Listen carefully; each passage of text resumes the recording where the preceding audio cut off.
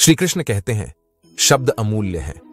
अगर जरूरी हो तो उन्हें बोलें, और उन्हें बोलने से भी पहले उन्हें ध्यान से तौलें। दूसरों के प्रति अपना कर्तव्य करो। यह समय की पुकार है। ध्यान रखो कि आपने जन्म क्यों लिया है। जब इंतजार खत्म हुआ तो कौन याद करता है कि इंतजार कितना लंबा था या कितना मुश्किल था। दोस्ती में प्यार होता है। दोस्ती जीवन से बड़ी होती है। जिसने दोस्त का दिल जीत लिया उसने दुनिया जीत ली।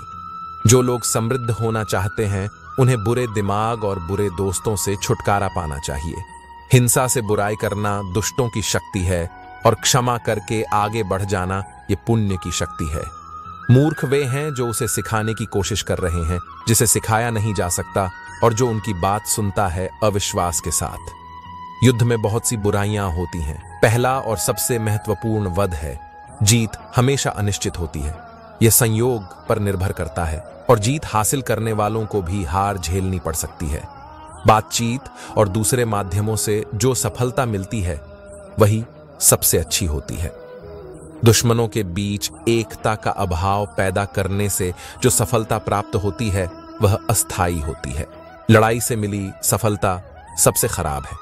जुनून, भय या लालच के प्रभाव में कभी भी अच्छे कर्म करने का प्रयास न करें। अगर विद्यार्थी में रुचि नहीं है तो शिक्षक क्या कर सकता है। ज्ञान एक बीज है।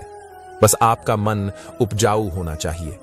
सिर्फ किसी कार्य का परिणाम ही बता सकता है कि कार्य शुभ या अशुभ समय पर शुरू हुआ है या नहीं। अगर आप कोई काम शुरू करते हैं तो उसके पूरा होने के बाद ही आराम करें, नहीं तो अधूरा काम आपको खत्म कर देगा। सुख की लालसा इंसान को मोहित कर लेती है और फिर धीरे धीरे उसमें राग और क्रोध उत्पन्न कर देती है। डिप्रेशन ग्रस्त एक सज्जन जब 50 साल की उम्र से ज्यादा के हुए तो उनकी पत्नी ने एक काउंसलर का अपॉइंटमेंट लिया जो ज्योतिषी भी थे। पत्नी बोली, ये भयंकर डिप्रेशन में है, कुंडली भी देखी है इनकी। और उसकी पत्नी ने बताया कि इनके कारण वो भी ठीक नहीं है। ज्योतिषी ने कुंडली देखी, सब सही पाया। अब उन्होंने काउंसलिंग शुरू की, कुछ पर्सनल बातें भी पूछी और सज्जन की पत्नी को बाहर बैठने को कहा। सज्जन बोलते गए, बहुत परेशान हूं, चिंताओं से दब गया हूं। नौकरी का प्रेशर, बच्चों का एजुकेशन और जॉब का टेंशन, घर का लोन, कार का लोन। कुछ नहीं करता मैं। दुनिया मुझे तोप समझती है, पर मेरे पास कारतूस जितना भी सामान नहीं है। मैं डिप्रेशन में हूं। कहते हुए पूरे जीवन की किताब खोल दी। तब विद्वान काउंसलर ने कुछ सोचा और पूछा, 10वीं में किस स्कूल में पढ़ते थे। सज्जन ने उन्हें स्कूल का नाम बता दिया। काउंसलर ने कहा, आपको उस स्कूल में जाना होगा। आप वहां से आपकी 10वीं क्लास का रजिस्टर लेकर आना, अपने साथियों के नाम देखना और उन्हें ढूंढकर उनके वर्तमान हालचाल की जानकारी लेने की कोशिश करना। सारी जानकारी को एक डायरी में लिखना और 1 महीने बाद मुझे मिलना। सज्जन स्कूल गए, मिन्नतें करके रजिस्टर ढूंढवाया, फिर उसकी कॉपी करा लाए जिसमें 150 नाम थे। महीना भर दिन रात कोशिश की, फिर भी बहुत मुश्किल से अपने 70-75 सहपाठियों के बारे में जानकारी एकत्रित कर पाए। आश्चर्य, उसमें से 15 लोग मर चुके थे, 5 विधवा विधुर और 12 तलाकशुदा थे। 10 नशेड़ी निकले जो बात करने के भी लायक नहीं थे। कुछ का पता ही नहीं चला कि अब वो कहां है।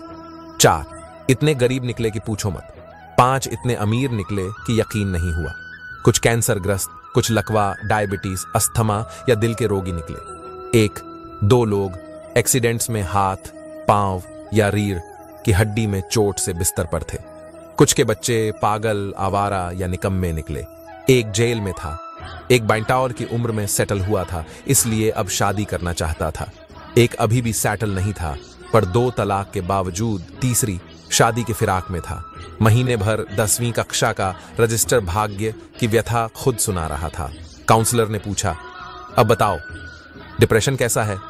इन सज्जन को समझ आ गया कि उन्हें कोई बीमारी नहीं है, वो भूखे नहीं मर रहे, दिमाग एकदम सही है। कचहरी, पुलिस, वकीलों से उसका पाला नहीं पड़ रहा।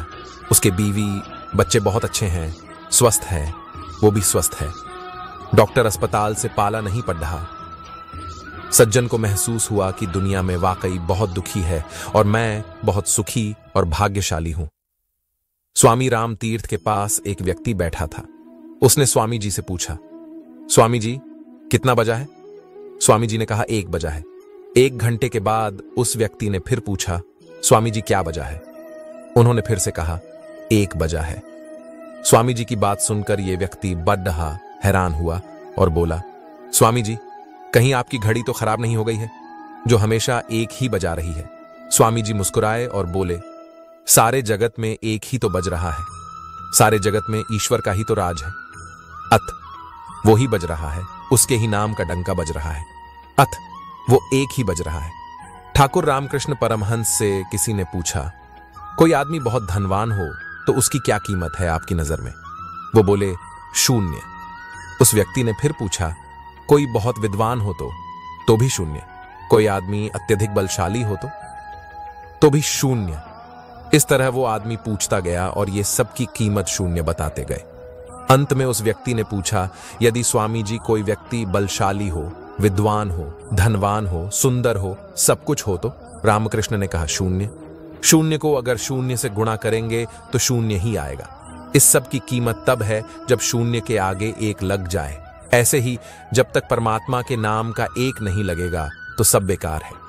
अगर किसी के जीवन में भक्ति नहीं है, धार्मिकता नहीं है, तो चाहे वो कुछ भी हो, सब बेकार है।